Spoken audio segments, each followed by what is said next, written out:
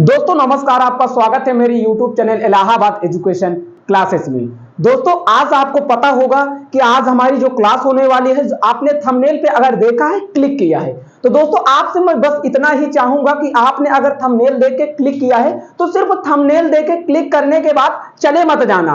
मेरे भाई इस वीडियो को अटेंड कर लेंगे, इस वीडियो को पूरा देख लेंगे तो आपको पता चलने वाला है कि आज जो क्लास होने वाली है वो इतनी इंपॉर्टेंट होने वाली है, इतनी इंपॉर्टेंट होने वाली है जिसकी मैं आपको बयान नहीं कर सकता। दोस्तों आप भी अगर कक्षा 10 या कक्षा 12 या कक्षा 9 की प्रिपरेशन में अभी भी लगे हैं, अभी भी आप अगर सोए हैं, जागे नहीं हैं, तो मेरे भाई इस वीडियो को देखने के बाद आपको ये जहन ऐसा पैदा कर देगा, आपको ऐसा महसूस करा देगा कि आपको पढ़ने के लिए मजबूर कर देगा। तो दोस्तों बहुत बहुत आपका स्वागत है मेरे YouTube channel Allahabad education classes में। तहे दिल से आपका स्वागत करता हूं। बने रहेंगे मेरे साथ और मुझे प्यार और सपोर्ट देते रहेंगे और आपका ये भाई, आपका ये दोस्त, आपका ये यार आपको पढ़ाने का कार्य करेगा। आइए हम स्टार्ट करते हैं। आज एक पहली पहल होने वाली है, तो हम जब भी स्टार्ट करते हैं तो कुछ ना कुछ मोटिवेट लाइन के साथ स्टार्ट करते हैं, ताकि हमें ये लगे कि हाँ अगर हम स्टार्ट कर रहे हैं, अगर कोई सेशन को अटेंड कर रहे हैं तो हमें लगे कि हाँ भाई हमने कुछ पढ़ा, कुछ हमने जाना, किसी के वीडियो हमने देखा।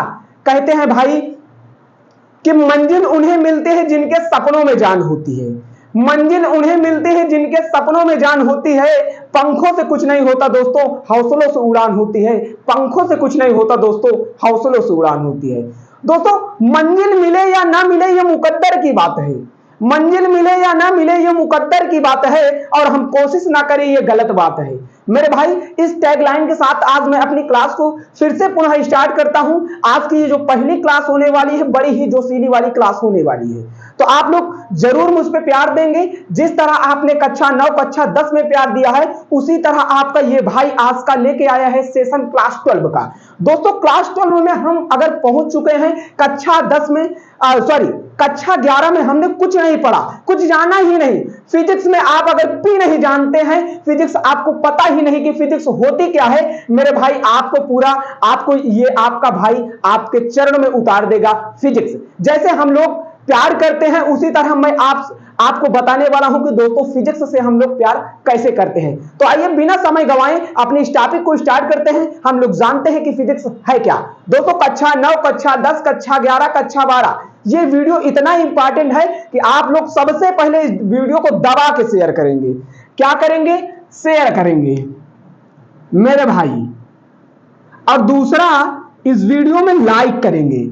इतना ही चीज आपको करना है। अगर इतना कर दे रहे हैं तो ये मेरा जोश और ये मेरी उम्मीद हमेशा आप तक बनी रहेगी। इसी तरह जोश से आपको वीडियो बनाने का मैं कष्ट करूंगा। आइए, तो मुझे उम्मीद है कि जितने भी मेरे प्यारे बच्चे हैं वो जरूर वीडियो को शेयर कर दिए होंगे और वीडियो को लाइक कर दिए होंगे। तो आइए स्टार्ट करते हैं हम इस अपनी जर्नी को, अपने इस सेशन को।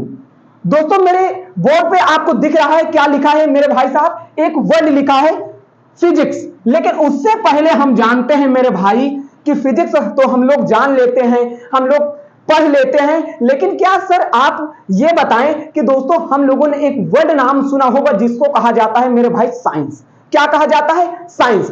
कोई भी जितना, अगर आप अभी से स्टार्ट किए हैं जर्नी को अपनी स्टार्ट किए हैं, तो इस वीडियो को जरूर देखिएगा, पूरा देखिएगा। समझाने की पूरी गारंटी है भैया, मैं पढ़ाऊं समझ में ऐसा हो ही नहीं सकता। आपने वर्ड एक सुना होगा मेरे भाई साहब, SCIENCE, जिसको बोला जाता है मेरे भाई, हम सब लोग इसे कहते हैं भाई साहब साइंस। लेकिन मैं देखता हूं, कई बच्चों को देखता हूं कि साइंस के डिफरेंट ऐसी कुछ मीनिंग बोल देते हैं बच्चे, जिनको नहीं पता रहता है कि भाई साहब साइंस माने होता क्या है। मेरे भाई साहब साइंस माने होता है हमारा, क्या होता है? विज्ञान। देखिए अब हमारा साइंस माने सर होता क्या है? विज्ञान होता है। तो आपके दिल में एक ही बात चली होगी सर कि भाई साइंस अगर विज्ञान होता है तो क्या सर मैं विज्ञान को डिफाइन कैसे कर सकता हूं? विज्ञान की उत्पत्ति सर कैसे हुई? विज्ञान के पिता कौन है? ये तरह तरह के आपके मन में सवाल आए होंगे। लेकिन मुझे पता है कि आपके अगर मन में सवाल आए हैं तो आपका ये भाई जरूर उसे क्लियर करेगा। तो आइए जानते हैं, एक एक बातों पे एक एक तत्व को हम लोग समझेंगे। अगर पसंद आया हो तो दबा के शेयर करते रहेंगे। आइए हम जानते हैं सबसे पहले विज्ञान का मतलब होता है क्या भाई?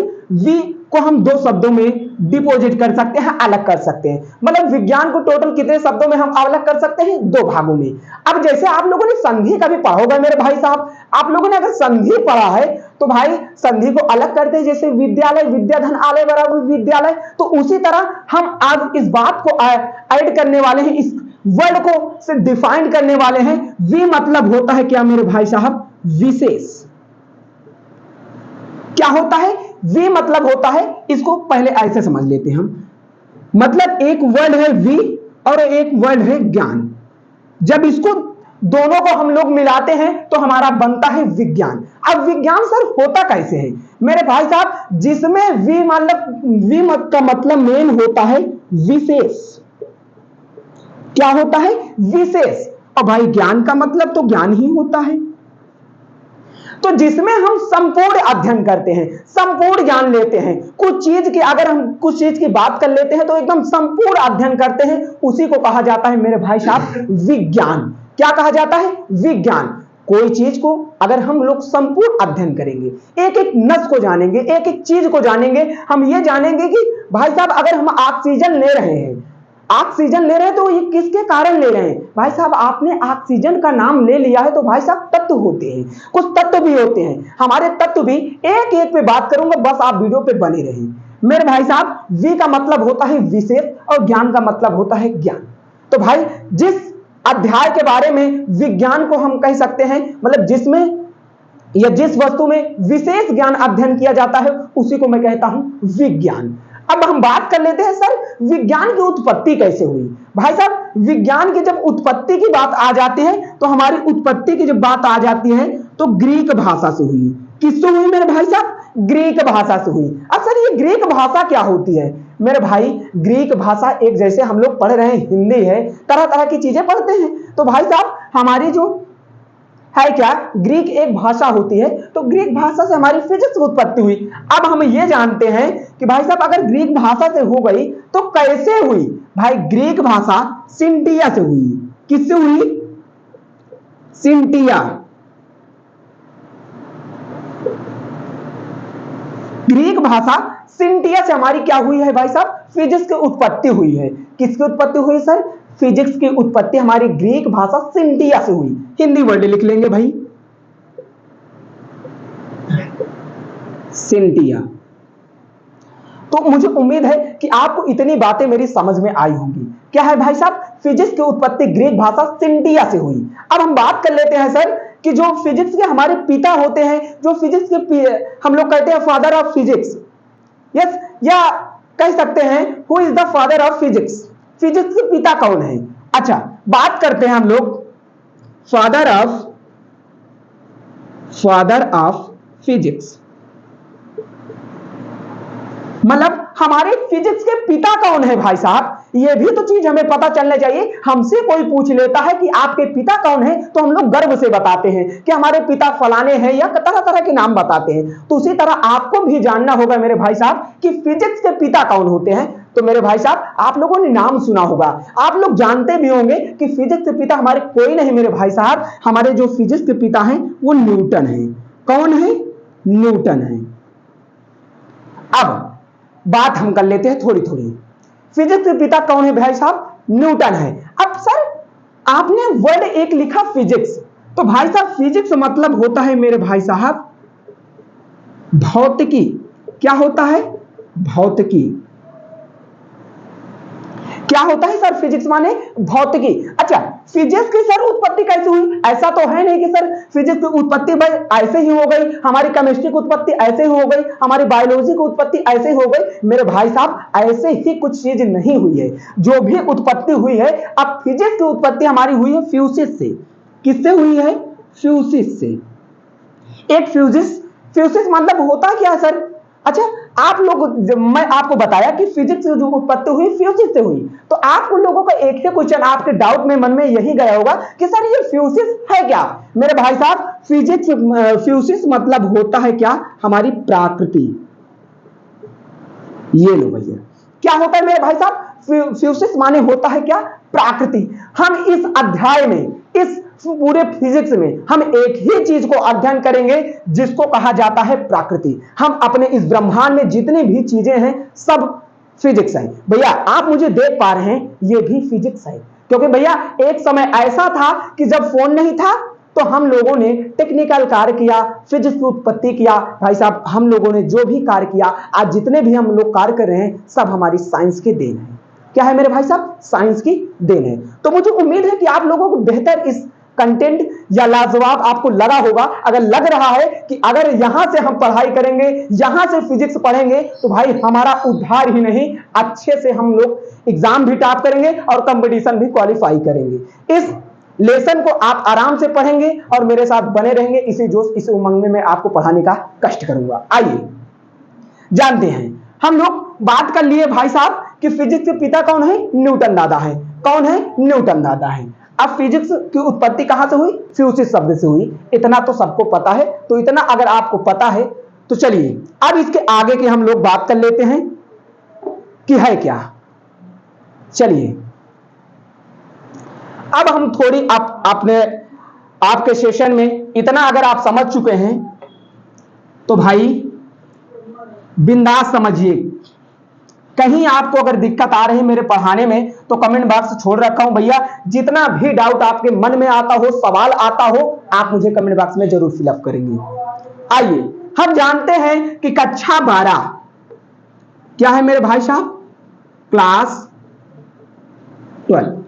हम आज के इस वीडियो में बात करने आए हैं क्लास 12 फिजिक्स के बारे में। किसके? क्लास 12 फिजिक्स के बारे में। एकदम विधिवत से, एकदम आराम से मैं पढ़ाने का कष्ट करूंगा, बस आप बने रहें मेरे साथ।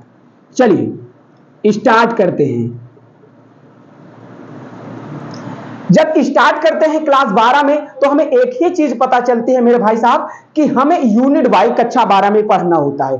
क्या पढ़ना होता है सर? यूनिट वाइज पढ़ना होता है। अब यूनिट वाइज अगर हमें पढ़ना है सर, तो हम ये भी चीज तो हमें पता चलनी चाहिए कि सर कौन सी यूनिट में कितने कितने चैप्टर हैं का और कौन सी यूनिट कितने इंपॉर्टेंट है। ये आपको मैं आज बताने का कष्ट करूंगा और आपको हल्की सी थोड़ी सी झुलकियां जरूर दिखाऊंगा कि हम लोग फिजिक्स को पढ़ने कैसे वाले हैं। दोस्तों आइए हम बात कर लेते हैं। पहला हमारा जो यूनिट कहता है फिजिक्स में, क्या कहता है? यूनिट। अब सर यूनिट क्या होता है भाई साहब? यूनिट माने मेरे भाई साहब होता है इकाई। क्या होता है? इकाई। तो पहले यूनिट में हम लोग पढ़ने वाले हैं स्थिर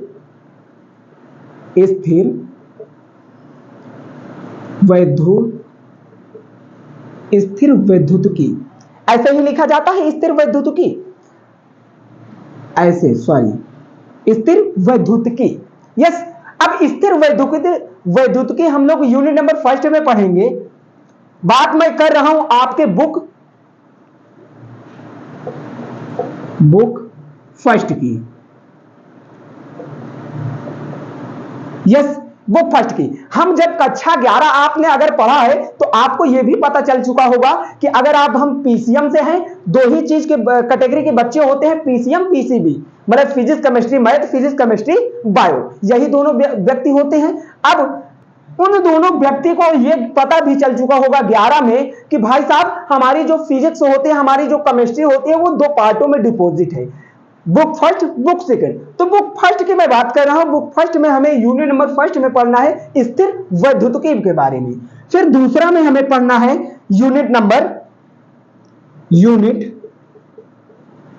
ये फर्स्ट की बात कर लेते हैं। अब यूनिट सेकंड में हमें क्या पढ़ना है? विद्युत धारा के बारे में। अगर आप इतना ही चीज जान गए, विद्युत धारा। सेकंड में हमें क्या पढ़ना है? सेकंड में देख लेते हैं, चुंबक के बारे में पढ़ना है। क्या पढ़ना है मेरे भाई साहब? चुंबक। अगर आप बुक फर्स्ट में आप ये कहेंगे कि सर क्या ये 3 ही यूनिट होती है? बुक फर्स्ट में मेरे भाई साहब 3 ही यूनिट है। क्या क्या? अब इस यूनिट के अंदर कितने अध्याय आते हैं? इस यूनिट के अंदर कितने अध्याय आते हैं? इस यूनिट के अंदर कितने अध्याय आते हैं? ये आपको एक एक करके बताया जाएगा और एक एक चीजों को अच्छे से मैं एक्सप्लेन करूंगा, क्योंकि ज्यादा वक्त नहीं, हमें अपने चीजों को अच्छे से समझना है और बताना भी है। आइए, ये तो है हुई हमारी बुक फर्स्ट। अब बुक सेकंड की मैं कल की वीडियो पे बात करूंगा। यस, अब कल की वीडियो पे बात करने से ये होगा कि भाई साहब हम थोड़ा ये जान लेंगे कि भाई साहब अब आज का इस वीडियो का मेन मकसद क्या था, मेन उद्देश्य क्या था, हमें पढ़ना कैसे है। फिजिक्स कक्षा 12 में अगर आ गए हैं तो कैसे पढ़ना है ये जानेंगे। आइए चलिए इसको इरेज करते हैं। हाँ ये जानते हैं हमारी क्या होने वाली है 12 में। बात हम करने वाले हैं स्थिर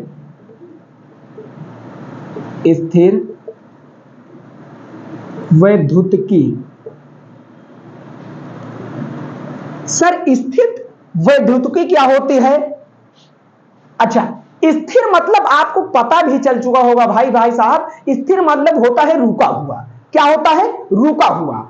अब रुका हुआ सर क्या होता है? वैसे मान लो भाई हम आराम कर रहे हैं, हम इसमें जो भी चीज पढ़ेंगे, जिस भी आवेश के बारे में पढ़ेंगे, हम लोग स्थिर आवेश के बारे में पढ़ेंगे। क्या है भाई साहब? एक आवेश होता है जो गतिशील होता है और एक आवेश होता है जो स्थिर होता है। तो भाई साहब हम इस अध्याय में जो पढ़ने वाले हैं, इस यूनिट में जो पढ़ने वाले हैं, हम लोग स्थिर वैद्युतिकी पढ़ने वाले हैं। मतलब स्थिर मतलब होता है क्या? रुका हुआ। तो आप इस अध्याय में एक ही चीज पढ़ने वाले हैं, आप लिखेंगे स्थिर वैद्युतिकी विज्ञान की, या कह सकते हैं हाँ स्थिर वैद्युतिकी विज्ञान की वह शाखा है जिसके अंतर्गत हम लोग स्थिर वैद्युतिकी बोले तो रुका हुआ आवेश, बोले तो रेस्ट में आवेश को हम लोग इस अध्याय में अध्ययन करने वाले हैं और इस यूनिट में मैं आपको बताने वाला हूं। तो मुझे उम्मीद है कि आप लोग स्थिर वैद्युतिकी थोड़ा समझे होंगे, लेकिन आपका भाई आपको पूरा समझाने का प्रयास करेगा। स्थिर वैद्युतिकी होता है भाई साहब स्थिर। क्या होता है? स्थिर क्या होता है सर? भाई साहब आराम आप कर रहे हैं ना, आराम अगर कर रहे हैं तो उसी आराम को मुझे आज आपको पढ़ाना है कि आप जो आराम कर रहे हैं इसी को मुझे पूरे अध्याय में और इस पूरी बुक में मुझे यही पढ़ाना है सिर्फ। अब आप समझोगे मुझे उम्मीद होगी। आइए हम बात कर लेते हैं आज के इस लेसन की, आज के इस चैप्टर की, कि आज हम लोग चैप्टर स्टार्ट क्या करने वाले हैं। मेरे भाई साहब आपका फिजिक्स का पहला लेसन क्या कहता है मेरे भाई साहब? आवेश तथा कूलाम का नियम, यही कहता है मेरा पहला लेसन। तो दोस्तों मुझे उम्मीद है कि आज अगर आप पहला लेसन आप अगर समझ रहे होंगे तो आराम से विधिवत तरीके से आप पढ़ने का कष्ट करेंगे। आइए हम लोग जानते हैं कि हमारा जो पहला लेसन क्या कहता है। पहले हम बात क्या करने वाले हैं?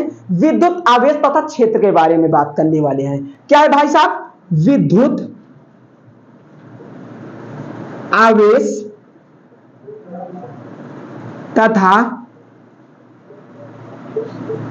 क्षेत्र के बारे में बात करने वाले हैं। विद्युत आवेश तथा क्षेत्र बोला जाता है electric charge and electric field. क्या बोला जाता है मेरे भाई साहब? Electric charge and electric field. अच्छा फील्ड क्या होता है सर? भाई साहब फील्ड मतलब होता है क्षेत्र, विद्युत माने होता है इलेक्ट्रिक, चार्ज माने होता है आवेश। तो मुझे उम्मीद है कि आप इतना चीज आपको कंफर्म हो चुका होगा। तो आइए एक एक लेसन में हम लोग बात करते हैं, एक एक चीज को समझने का अच्छे से प्रयास करते हैं। अब इस अध्याय को पढ़ने से पहले हमें जानना होगा, हमें समझना होगा कि इसमें हम लोग सबसे पहली हेडिंग जो हम पढ़ने वाले हैं, पहला मान क्या पढ़ने वाले हैं मेरे भाई साहब? जब हम इस अध्याय को पढ़ते हैं तो हमें एक ही चीज नजर आती है, एक ही वर्ड नजर आता है कि भाई साहब हम ये जानेंगे कि व्हाट इज द आवेशन। आवेशन है क्या मेरे भाई साहब? आपको तरह तरह के वीडियो मिलेंगे, तरह तरह के लोग मिलेंगे, तरह तरह यूट्यूब पे टीचर मिलेंगे, तो आपको मैं बताऊं, आपको जहां अच्छा लगे वहीं पढ़िए, लेकिन मैं आपको बताऊं कि एक बार मुझसे भी पढ़ के देखिए कि फिजिक्स मैं ऑलरेडी पढ़ाता कैसे हूं। आइए हम जानते हैं एक एक चीज। क्या होता है आवेशन सर? आवेशन बोला जाता है इंग्लिश में चार्जिनेशन। क्या बोला जाता है? आवेशन को बोला जाता है इंग्लिश में चार्जिनेशन। अच्छा सर चार्जिनेशन क्या होता है भाई साहब? अब आपको एक एक प्रयोग में आपको करके बताऊंगा और एक एक प्रयोग आपको समझा के बताऊंगा। भाई साहब सुनेंगे ध्यान से मेरी बातों को। भाई हमें करना है आवेशन, बोला जाता है चार्जिनेशन। जब अगर मैं चार्जिनेशन की बात करता हूं तो आपके जहन में एक ही चीज आता है कि सर क्या चार्जर होता है क्या? नहीं भैया, चार्जर जानेंगे, या चार्जिनेशन जानेंगे। तो भैया चार्जिनेशन की मैं बात कर रहा हूं, आपके घर में, आपके मार्केट में, मैं चार्जर की बात नहीं कर रहा हूं मेरे भाई साहब। आवेशन, आवेशन तभी उत्पन्न होता है जब दो वस्तु आपस में रगड़ती हैं। क्या होती है मेरे भाई साहब? जब दो वस्तुओं को आपस में रगड़ा जाता है। अब सर रगड़ना क्या होता है सर? आप, ठंडी का माहौल आ रहा है, ठंडी का दिन आ रहा है, ठंडी का महीना आ रहा है, तो आपको एक ही चीज लगेगी, आपको सर्दी लगेगी। और सर्दी लगेगी, जब सर्दी लगती है तो हम एक ही चीज इस्तेमाल करते हैं, एक ही चीज जानते हैं भाई साहब। हमारे चचा या दादा बताते हैं कि भाई साहब अगर हाथ को ऐसे रगड़ा जाएगा, ऐसे समझा जाएगा, तो हमारा ये होता है चार्ज उत्पन्न हो जाता है, जिससे ये हमारी हथेलियां गर्म हो जाती हैं। एक दूसरों को जब रगड़ा जाता है तो हमारे क्या होता है? आवेशन होता है। अब सर रगड़ा जाता है, आवेशन होता है मेरे भाई साहब, यही होता है हमारा आवेशन। जब दो वस्तुओं को आपस में रगड़ा जाता है तो एक वस्तु से इलेक्ट्रॉन निकलकर दूसरे वस्तु में प्रवेश करते हैं, इस घटना को आवेशन कहते हैं। अब इलेक्ट्रॉन सदैव उस वस्तु से निकलता है जिसका कार्यफलन सबसे कम होता है। तो इतनी चीज आपको लिखना है आवेशन में। क्या लिखेंगे? फिर से अपने तत्वों को ध्यान देंगे, आप समझिए, बस आपको लिखना नहीं, मेरे क्लास में आपको लिखना नहीं, सिर्फ समझना है भाई साहब। अगर आप लिखने में ज्यादा ध्यान देते हैं तो आप लिखते ही रह जाएंगे भैया, आपका माइंड जाएगा बोर्ड में, आपकी कॉपी और कलम नहीं जाएगी मेरे भाई साहब। इसीलिए कहता हूं अपने माइंड में बैठाइए, एकदम सेटअप बैठाइए कि भाई मुझे ये चीज करना है। आइए, आवेशन में आपको समझाया कि जब दो वस्तुएं आपस में रगड़ी जाती हैं या स्पर्श कराई जाती है, यही होता है भाई साहब। ऐसे कर रहा हूं भैया, लो भैया, ये क्या हमारा हो रहा है भाई साहब? आवेशन। जब दो वस्तुओं को आपस में रगड़ा जाता है तो एक वस्तु से इलेक्ट्रॉन निकलकर दूसरे वस्तु में प्रवेश कर जाते हैं, इस घटना को हम लोग आवेशन कहते हैं। और इलेक्ट्रॉन सदैव उस वस्तु से निकलता है जिसका कार्यफलन सबसे कम होता है। तो मुझे उम्मीद है कि आप लोग बेहतर से बेहतर इस हेडिंग को समझे होंगे, इस अध्याय को समझे होंगे, इस मेरी पूरी बातों को समझे होंगे। अगर आप भी अभी भी शुरू से अंत तक बने हैं तो बस भाई बात ऐसी करने वाला हूं जो आपके दिल में लगने वाली है, बात ऐसी बताने वाला हूं जो आपकी पूरी जिंदगी बदल देने वाली है। तो बस वीडियो पे बने रहें, अंत तक जरूर देखें। आइए हम आवेशन की थोड़ा लिख देते हैं, आपको बता देते हैं, जैसा आप एग्जाम में अगर लिखने को आ जाए। जब दो वस्तुओं को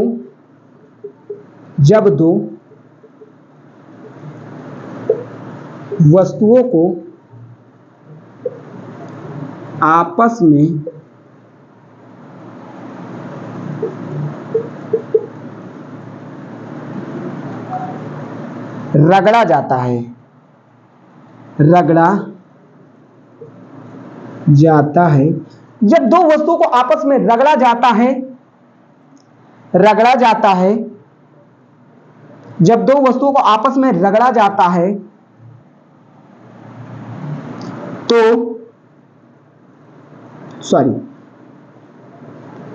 तो इलेक्ट्रॉन एक वस्तु से निकलकर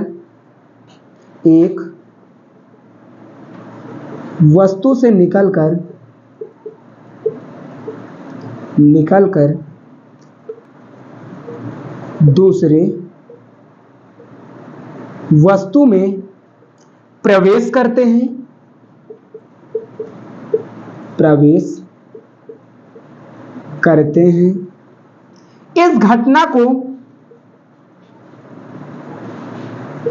इस घटना को आवेशन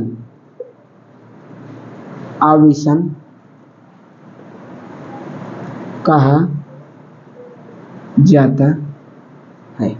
इस घटना को हम लोग क्या कहते हैं? आवेशन कहते हैं। अब इलेक्ट्रॉन सर निकलता कैसे है? इलेक्ट्रॉन स्टार बना के लिखेंगे,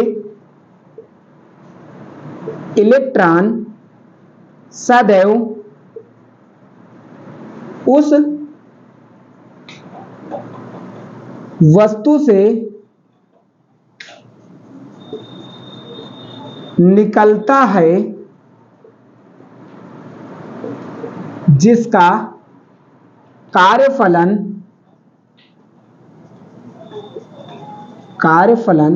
सबसे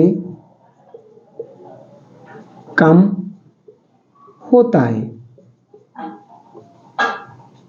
अब हम बात करते हैं इलेक्ट्रॉन से तो उस वस्तु से निकलता है जिसका कार्यफलन सबसे कम होता है। सर आप ये बताएं कि सर इलेक्ट्रॉन निकलेगा तो वस्तु में क्या आएगा, इलेक्ट्रॉन लेंगे तो वस्तु में क्या आएगा। भाई साहब इलेक्ट्रॉन निकला गया या इलेक्ट्रॉन हम छोड़ेंगे तो हमारा क्या होने वाला है, इलेक्ट्रॉन आएगा तो हमारा क्या होने वाला है, ये बातें हम आपको बताने वाले हैं और जिसको पता है वो मुझे बताते चलिएगा। यस, किस किस भाई को पता है कि इलेक्ट्रॉन अगर निकलता है तो क्या होता है। जब इलेक्ट्रॉन निकलता है मेरे भाई साहब तो धनावेशित होता है। जब इलेक्ट्रॉन निकलता है कोई देता है तो धनावेशित होता है। अगर मान के चलो हम इलेक्ट्रॉन ले रहे हैं तो भाई साहब हम हो जाएंगे ऋणावेशित। क्या हो जाएंगे, ऋणावेशित। तो आइए एक एक हम लोग बात करेंगे। पहले हम लोग एक ही चीज जानेंगे कि कार्यफलन होता क्या है। यस, तो मुझे उम्मीद है कि इतने बात आप आराम से समझ चुके होंगे। चलिए आइए, हो गया भैया इतना नोट। आइए हम लोग आगे बढ़ते हैं। हम लोग समझते रहिए, जहां आपको दिक्कत आए मुझे जरूर बताने का कष्ट करेंगे। हम लोग आज थोड़ी क्लास रखेंगे, ज्यादा देर तक क्लास नहीं रखेंगे। आइए हम इसके पहले यह बात करते हैं कि भाई साहब इलेक्ट्रॉन होता क्या है, प्रोटॉन होता क्या है, न्यूट्रॉन होता क्या है। यह भी चीज तो मुझे पता चलनी चाहिए सर। हाँ भैया मैं हूं तो आपको पूरा बताने का जरूर कष्ट करूंगा। और जाइए यूट्यूब पे वीडियो देखिए, लोगों को देखिए कि लोग सिर्फ आते हैं आपको विद्युत आवेश ही बता दे चले जाते हैं, बैकग्राउंड आपको नहीं समझाते। मेरे भाई साहब अगर आपकी नींव नहीं मजबूत रहेगी तो भैया आप मकान बनाएंगे कभी भी आपका मकान गिर सकता है। तो इसीलिए कहता हूं भैया अपनी नींव को मजबूत करिए। भैया मकान चाहे 2 मंजिला बनाए चाहे 4 मंजिला, टनटना उसी तरह रहेगा हमारा मकान, एकदम विधिवत। तो इसी तरह आप लोग बेहतरी से पढ़ते रहिए। आइए हम लोग जानते हैं कि मास ऑफ इलेक्ट्रॉन होता क्या है। यस, लेकिन उससे पहले थोड़ी मैं आपसे बातें कर लूं। भाई साहब हमारा जो इलेक्ट्रॉन होता है, प्रोटॉन होता है, न्यूट्रॉन होता है। अब इसके खोजकर्ता की बात कर लेता हूं। लोगों ने छा के रख दिया है यूट्यूब और गूगल में, छा के एक ही चीज छा के रख दिया है, ईंट पे नाच। मेरे भाई साहब आज आपको मैं ये बताने वाला हूं, ये फाइंड करके दिखाने वाला हूं कि ईंट पर नाच क्या सही होता है या गलत। फिर दूसरा ट्रिक है ईंट पर नारद नाच। मेरे भाई साहब पूरे यूट्यूब और कह सकता हूं गूगल बाबा सिर्फ इतना ही चीज दिखाता है और मेरे भाई को, मेरे बहन को सिर्फ गलत चीजें बता देता है। कहीं अर्थ कुछ निकलता है और अर्थ अलग बना देता है। मेरे भाई आपको मैं बताऊं, अगर आप इस वीडियो पे मेरे हैं और आपने अगर देखा है, आपने अगर समझा है, तो आज आपको जान के ये हैरानी होगी कि अभी तक ने हमने टीचर से पढ़ा, जितने भी अध्यापक से हम लोगों ने पढ़ा, क्या सर मुझे गलत पढ़ाया गया है। मैं गलत नहीं कहता मेरे भाई साहब, लेकिन मैं फैक्ट की बात बताता हूं कि जिस वर्ड में वो ट्रिक बनाए जिसकी भाई काम आए। ऐसी ट्रिक ना बनाए कि भैया तत्व कुछ ले रहे हैं, नाम कुछ ले रहे हैं। तो भाई साहब थोड़ी बहुत मैं आपको झलकियां दे दूं ताकि आप समझ पाएं, आप आज इस अंधविश्वास में जान पाएं कि होता क्या है। आइए हम लोग जानते हैं भाई साहब, यह होता है हमारा क्या, परमाणु। क्या होता है, परमाणु। लो भैया बन गया भैया परमाणु। अब जब परमाणु बन जाता है तो हमें एक ही चीज याद आती है कि सर हमारे इस नाभिक में यह हमारा होता क्या है, नाभिक। यस, यह हमारा होता क्या है, नाभिक। भाई साहब नाभिक में 2 ही प्राणी विस्थापन करते हैं, 2 ही प्राणी रहते हैं। कह सकता हूं जब तक मेढक तालाब में रहता है उसको तालाब की दुनिया उतनी ही पता चलती है कि दुनिया इतनी ही है। जब मेढक बाहर निकलता है तो उसको पता चलता है मेरे भाई साहब दुनिया भी बड़ी है। तो उसी तरह भाई साहब इस नाभिक में सिर्फ 2 ही प्राणी रहते हैं। एक प्राणी का नाम है न्यूट्रॉन और एक प्राणी का नाम है प्रोटॉन।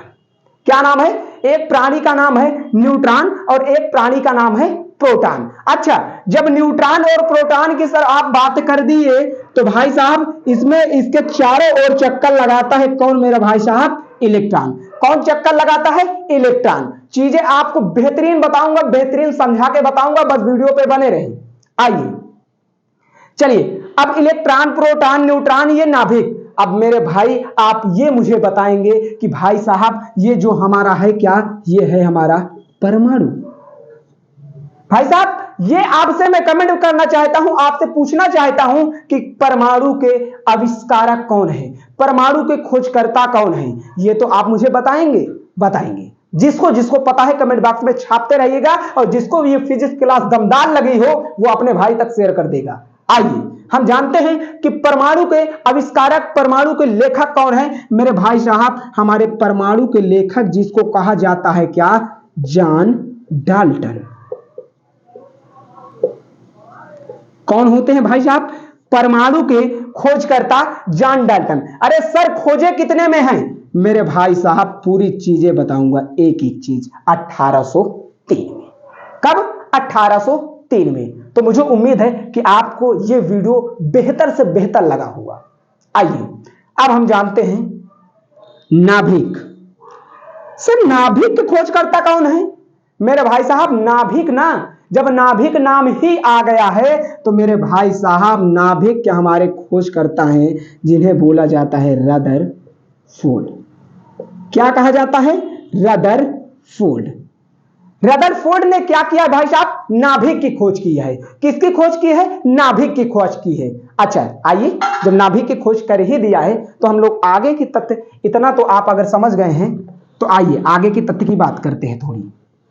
आप कहेंगे सर पढ़ा, आप कहां रहते, कहां चले गए। मेरे भाई साहब मेरे एरिया में जितने भी चीजें आएंगे आपको पूरा बताने का प्रयोग करूंगा, पूरा बताने का कष्ट करूंगा। आइए चलिए भाई, हम लोगों का ट्रेंड जो चल रहा है वो ट्रेंड भी बात कर लेते हैं। भाई साहब अगर आपको इलेक्ट्रॉन, प्रोटॉन, न्यूट्रॉन का अगर आपने अभी तक ये ट्रिक जाना है तो आज से मना कर दीजिएगा, बता दीजिएगा। एक है क्या भाई साहब, ईंट पर नाच। पूरे यूट्यूब टीचर जितने भी हैं सिर्फ एक ही चीज जानते हैं, ईंट पर नाच। इतने से बच्चे को बता देते हैं इलेक्ट्रॉन के लेखक कौन है, प्रोटॉन के लेखक कौन है, न्यूट्रॉन के लेखक कौन है। लेकिन मेरे भाई साहब उनसे मैं कहना चाहूंगा कि मेरे भाई साहब सॉलिड पढ़ाइए, सही पढ़ाइए, आपसे विनम्र निवेदन है। आइए हम लोग जानते हैं ई से वो बता देते हैं इलेक्ट्रॉन, बता देते हैं इलेक्ट्रॉन, और टा से बता देते हैं टॉमसन। क्या बता देते हैं, टॉमसन। अप्पा से क्या बता देते हैं, प्रोटॉन। न से क्या सॉरी र से क्या बता देते हैं, रदरफोर्ड। Sorry Rutherford. न से क्या बता देते हैं, न्यूट्रॉन। चा से क्या बता देते हैं, चैडविक। यस, चा से क्या बता देते हैं, चैडविक बता देते हैं। मेरे भाई साहब उनसे मैं कहना चाहूंगा, उनको मैं बताना चाहूंगा कि भाई साहब टॉमसन नहीं होता मेरे भाई साहब, थॉमसन होता है। आप लोग ये लिखा देते हैं कि भाई साहब टॉमसन, वर्ड तो आपने लिखा है टॉमसन ना, तो काहे थॉमसन कर देते हैं। Trick is wrong. आप खुद बताएंगे कि ट्रिक सही है या गलत। पूरे YouTube के टीचरों से और पूरे मेरे प्यारे बच्चों से आपसे विनम्र निवेदन है कि इस वीडियो को ज्यादा से ज्यादा शेयर कर देंगे। आइए हम जानते हैं पा से होता है प्रोटॉन। प्रोटॉन दुनिया छपाती है, प्रोटॉन दुनिया बताती है, लेकिन लेखक की जब बात आ जाती है, खोजकर्ता की बात आ जाती है तो रदरफोर्ड रटा देते हैं। मेरे भाई साहब रदरफोर्ड नहीं होता है मेरे भाई साहब, होता है गोल्डस्टीन। क्या होता है, गोल्डस्टीन। तो आप ये बताएंगे मेरे भाई साहब क्या ये भी सही है या गलत। आप खुद बताएंगे मेरे भाई साहब सर ये भी गलत है। मेरे भाई साहब सिर्फ एक ही ट्रिक फॉलो कर रही है, ना से होता है न्यूट्रॉन और न्यूट्रॉन के लेखक है चैडविक। एक ही चीज फॉलो कर रहे हैं, तो आप खुद समझदार हैं, आप अच्छा पढ़ें, सॉलिड पढ़ें। दोस्तों मैं आपसे बता देना चाहता हूं कि इस ट्रिक पे आप ज्यादा ध्यान ना दें, ना ही समझें। और मैं जो बताने वाला हूं दावा कर सकता हूं पूरे YouTube पे ऐसे अगर ट्रिक मिल जाए, कोई अगर बता दे तो मुझे भाई कमेंट करके मुझे जरूर बता देना, और कहीं पे मिल जाए तो मुझे जरूर बताना। आइए हम लोग समझते हैं थोड़ा।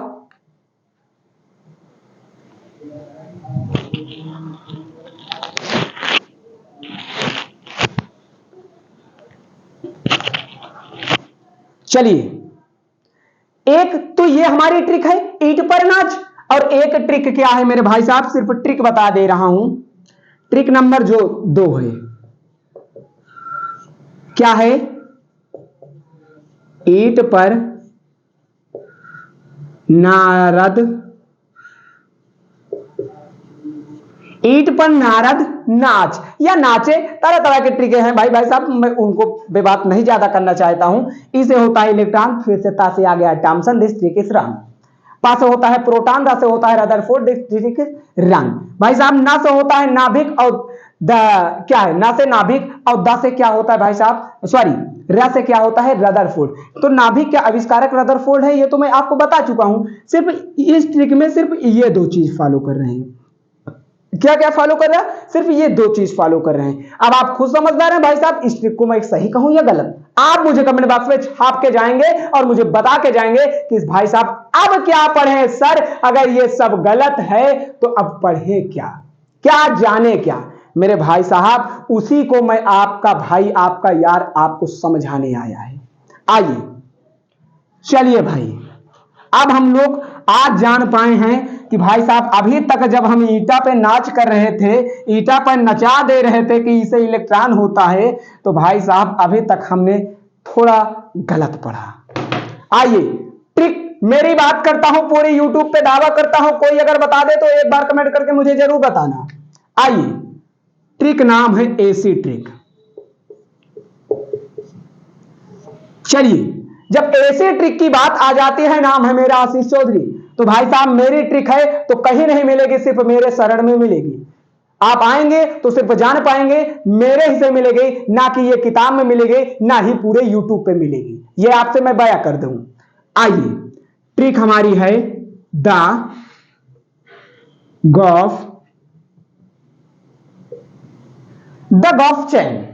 अब आप कहेंगे सर ये तो मैंने आपने कभी देखा है। मेरे भाई साहब आपसे दावा कर रहा हूं, आपसे चैलेंज कर रहा हूं, जाके देखिए पूरे यूट्यूब पे छा जाइए और एक ही चीज मंगाइए कि इलेक्ट्रॉन के आविष्कारक कौन है, प्रोटॉन के आविष्कारक कौन है, न्यूट्रॉन के आविष्कारक कौन है। मेरे भाई साहब पूरे ट्रिक छा के आ जाएगा, ईंट पर नाच, ईंट पर नारद नाची। इस ट्रिक के अलावा दूसरी ट्रिक आएगी ही नहीं। तो आज से आप जानेंगे एकदम सॉलिड, एकदम सही, एकदम विधिवत वाली ट्रिक जो होती है मेरे भाई साहब ऐसी ट्रिक जो मैंने अपने खुद से बनाया है। अब होता है भाई साहब TH से थॉमसन, क्या होता है, सॉरी थॉमसन। अब जो लोग थॉमसन लिखा देते थे ना, थॉमसन का नाम लेके थॉमसन लिखा देते थे भाई, अब वो ट्रिक बनाए भाई जो फॉलो करे, जो नियम को बताए। ऐसे ट्रिक ना बनाए जो काम ना आए। भाई साहब था से होता है थॉमसन, और मेरा हर भाई जानता है ई से होता है क्या, इलेक्ट्रॉन। इलेक्ट्रॉन। अब भाई GO से होता है क्या भाई साहब, गोल्ड स्टील। Gold steel. अब आपको समझ में आया होगा कि भाई साहब हमने पढ़ा क्या। PO से होता है प्रोटॉन। CH से होता है चैडविक, सॉरी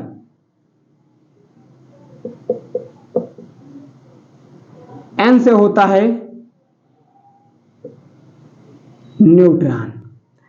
अब मुझे आप ये बताएंगे मेरे भाई साहब ये मेरी ट्रिक कैसे आपको लगी, ये मेरी अंदाज, ये मेरी जो मैंने इस पे प्रिपरेशन किया, जो मैंने इसको सुना, इसको जाना, इसको बनाया, ये कैसे लगी। आप लोग मुझे कमेंट बॉक्स में आप आज जरूर बता के जाएंगे कि आज का ये वीडियो, आज का ये सेशन, सर आज का ये वीडियो मुझे देखने के बाद मुझे लगा कि हाँ एक्चुअल में जो हम पढ़ते थे सॉलिड नहीं पढ़ते थे।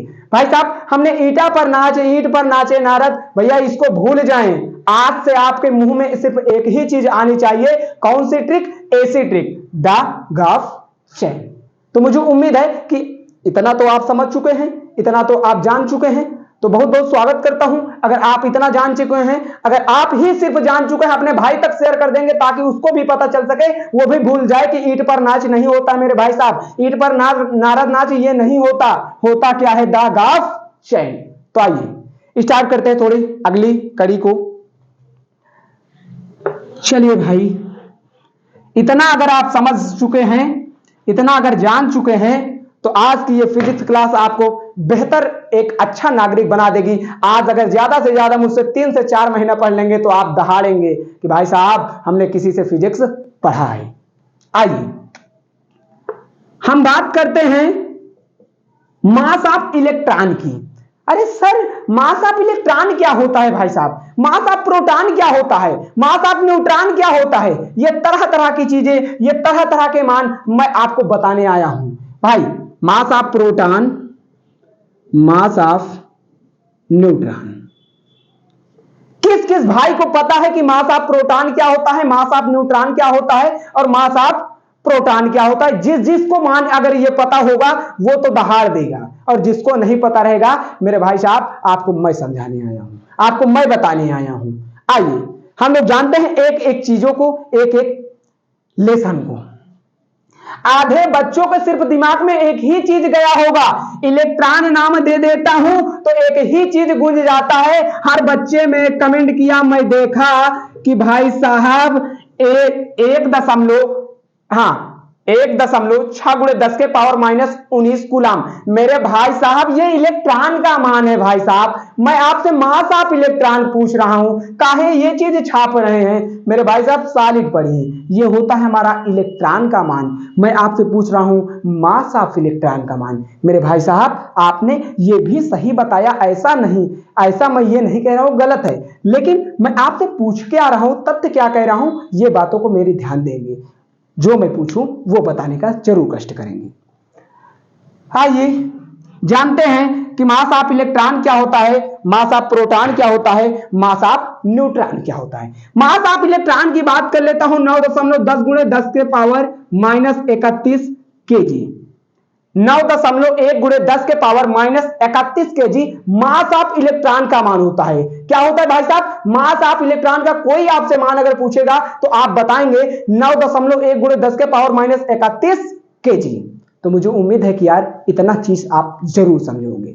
अब बात हम करते हैं मास ऑफ प्रोटॉन की। किसकी बात करते हैं भाई साहब? मास ऑफ प्रोटॉन की। जब मास ऑफ प्रोटॉन की बात आ जाती है तो भाई साहब 1.673 इंटू 10⁻⁻27 केजी।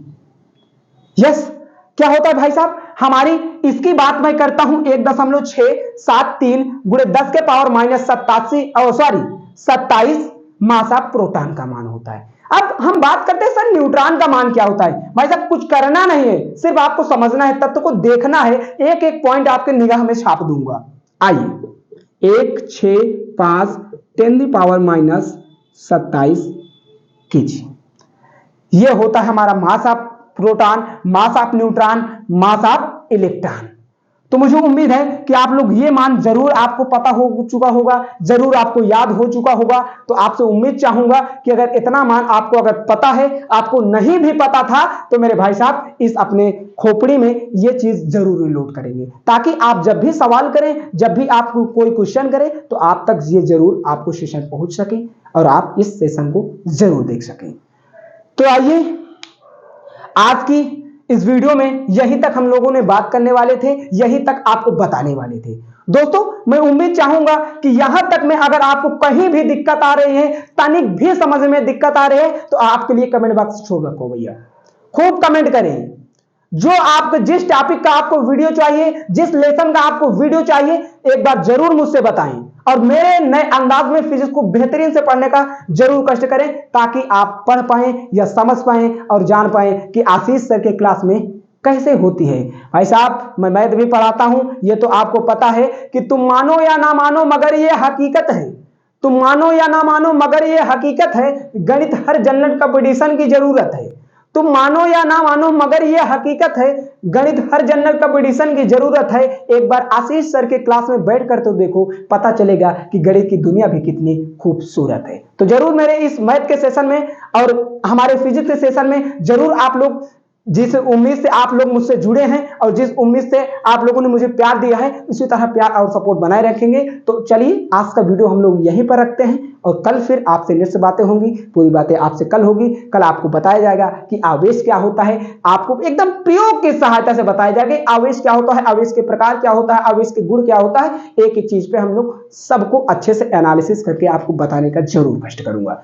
तो बहुत बहुत धन्यवाद, आपने शुरू से अंत तक मुझे ये प्यार और सपोर्ट दिया, इसके लिए तहे दिल से मैं स्वागत करता हूं।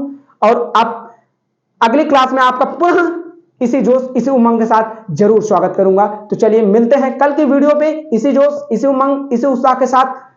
कल मिलते हैं। जय हिंद, वंदे मातरम, जय हिंद। आइए।